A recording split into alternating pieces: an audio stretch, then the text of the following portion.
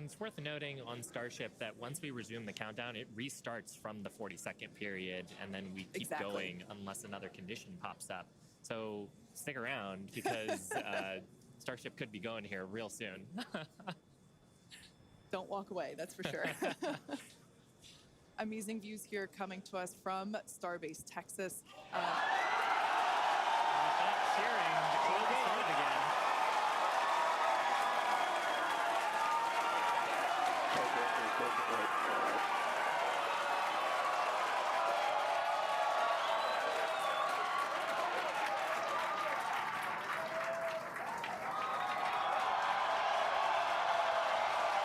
T-minus 15 seconds. 10, 9, 8, 7, 6, 5, 3, 2.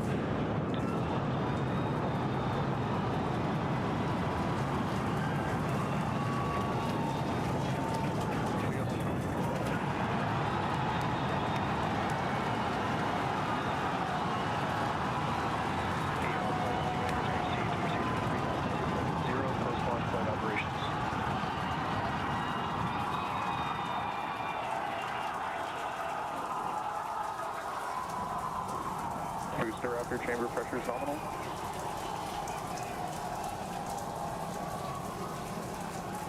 T+33 seconds into the test flight of the inaugural Starship vehicle. Tower cleared, we're into pitch over. Propulsion reports first stage engines nominal. What a sight from the ground cameras at Starbase. We're flying at twice the thrust of the Saturn V heading to space. Authorization of signal, surface proceed. We're throttled down and throttled back up. Going through the period of maximum aerodynamic pressure.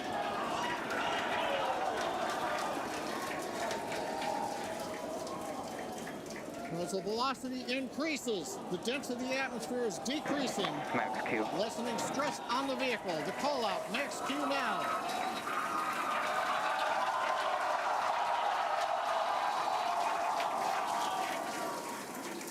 Continuing to watch the first stage as we head down range.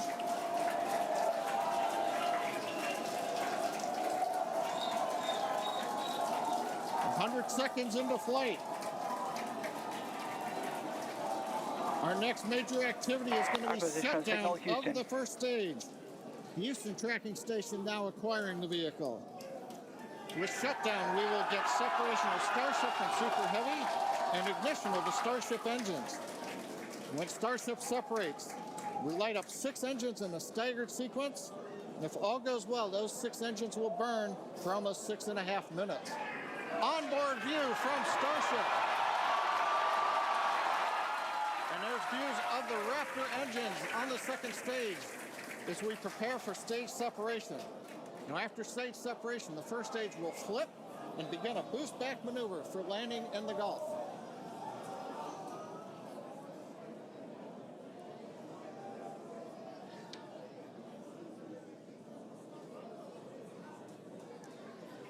Continuing to fly, 2 minutes 40 seconds. Let's get ready for main engine cutoff.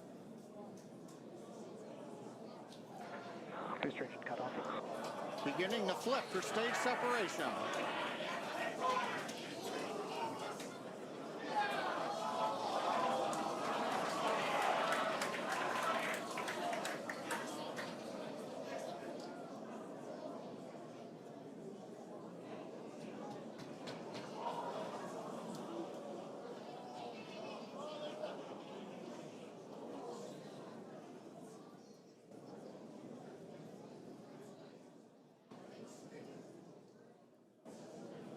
As of right now, we are awaiting stage separation, where Starship should separate from the Super Heavy booster. Yeah, Kate, right now it looks like we saw the start of the flip, but obviously we're seeing from the ground cameras the entire Starship stack continuing to rotate. We should have had separation by now. Obviously, this is does not appear to be a nominal situation. Yeah, it does appear to be spinning, but I do want to remind everyone that everything after clearing the tower was icing on the cake.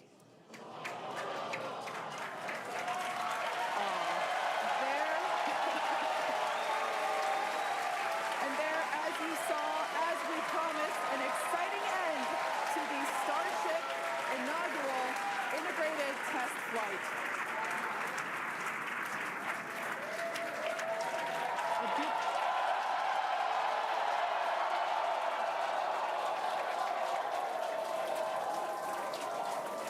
Everyone here absolutely pumped to clear the pad and make it this far into the test flight, the first integrated flight of the booster and the Starship vehicle. Live view there of our control center at Starbase, which we refer to as Star Command. As we said before, obviously we wanted to make it all the way through, but to get this far, honestly, is amazing. Well, if you're just joining us, Starship just experienced what we call a rapid unscheduled disassembly, or a RUD, during ascent. But now this was a development test. This is the first test flight of Starship, and the goal was to gather the data, and as we said, clear the pad and get ready to go again. So you never know exactly what's going to happen, but as we promised, excitement is guaranteed. And Starship gave us a rather spectacular end to what was truly an incredible test thus far.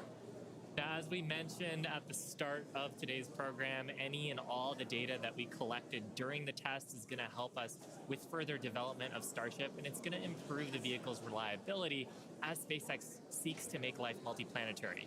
It's really worth noting that the flight path was designed to be over water and all the air and sea space. Along with that flight path and those surrounding areas were cleared in advance of the test. And of course, we're going to be coordinating with local authorities for the recovery operations.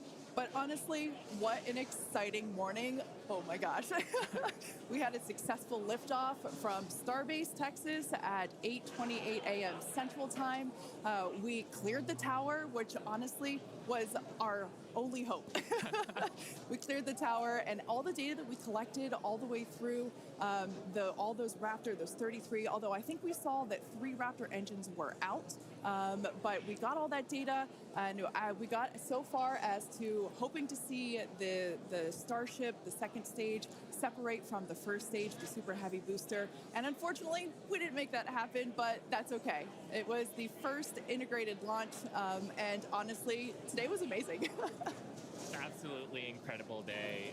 We made it through a number of those initial test objectives with getting booster ascent, getting all the way through the countdown, working some issues at the end. Like, really fantastic day. Got through the gate at T-minus 40 seconds on the second try. Everything released, the hold downs, the quick disconnect arms, everything moves out of the way. And then we got the vehicle off of the pad, through max Q, all the way up to stage separation, even starting into the prep for stage sep. And then, as we say, a lot of excitement. Yep. Honestly, my face has had a smile on it since liftoff, and now my face hurts. Now, since we don't have any insights on the cause of our rapid unscheduled disassembly at this point, we're going to end our webcast here. Teams will continue to review the data and work toward our next flight test. But before we go, a big congrats to the entire SpaceX team on an exciting first integrated flight test of Starship. And of course, a shout out to our viewers. We appreciate you joining us. And as always, we thank you for your interest in Starship, SpaceX, and your ongoing support. Till next time.